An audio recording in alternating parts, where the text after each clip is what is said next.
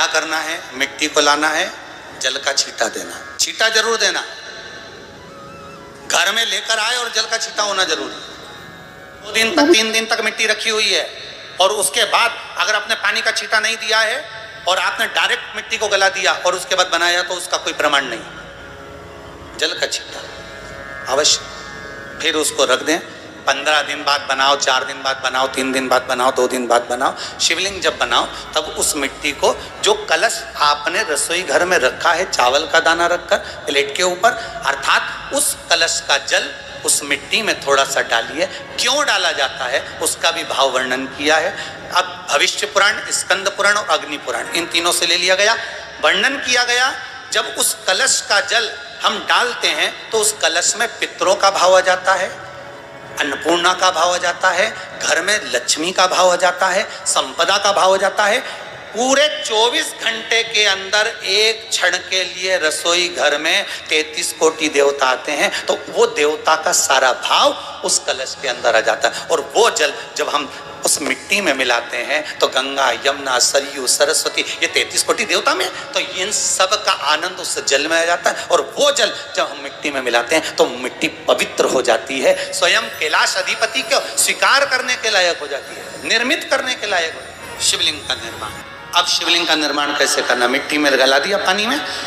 सबसे पहले शिवलिंग बनाने से पहले पात्र को, पात्र जो होता है उसके नीचे एक बेलपत्र रखी, बेलपत्र भी सीधा भाग, और इस बेलपत्र की जो डंडी है वो उत्तर दिशा में रखना है थाली के अंतर्गत। जब आप शिवलिंग का निर्माण करो उत्तर, इसके ऊपर जो गलाई हुई मिट्टी है वो डाल दीजिए।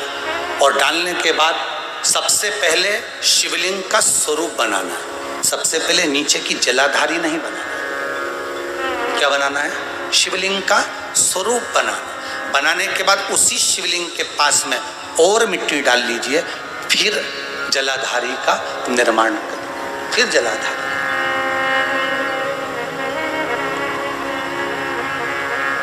शिवलिंग जलाधारी निर्मित हो गई।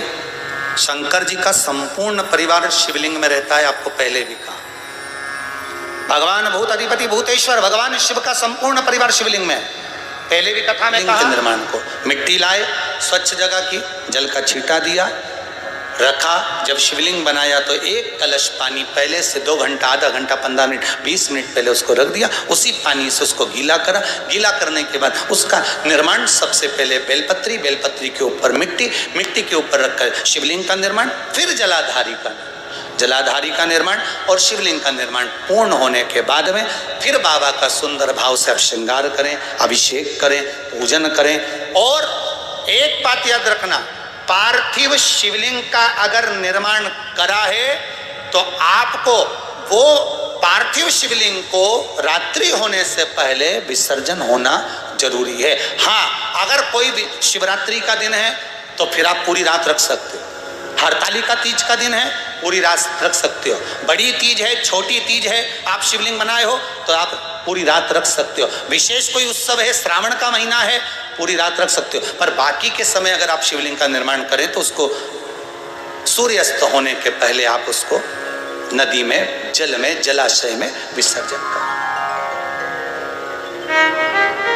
बहुत ध्यान दीजिएगा, विसर्जन करते समय जब आप विसर्जन करें पानी में अपने पात्र को, शिवलिंग को जब छोड़ें, उस समय पर ध्यान दीजिएगा कि शिवलिंग की जो जल की धार है, जिसका उत्तर की ओर जो जल की धार होती है, विसर्जन करते समय वो जल की धार अर्थात वो उत्तर का भाग हमारी ओर होना चाहिए। और थाली इस तरह से पकड़ें कि वो भाग हमको जब डालें तो वो भाग हमको दिखे, थोड़ा सा नजर आए पानी में डालते समय। और जब वो थोड़ा भाग दिखता रहे, और जिसलिए आपने शिवलिंग बनाया, जिस कामना से आपने शिवलिंग बनाया है, वो कामना उस भाग को पानी में देखते देखते बोल दीजिए, वो कामना पूर्ण हो जाती है। इसको कहते हैं पार्थिव शिवलिंग का निर्माण करना और उसकी आराधना करना। उसकी आराधना कई लोग करते हैं, बना भी लेते हैं, पूजन भी करते हैं, और कई बार कहते हैं हमारा काम नहीं, तो उसमें भगवान का दोष नहीं है, दोष अपना देखो। आप आए नहीं, सुबह हो गई, मेरी पूजा की थाली धरी की इधर ही रहेगी। क्यों नहीं आए, किस लिए नहीं, वो हमें देखना।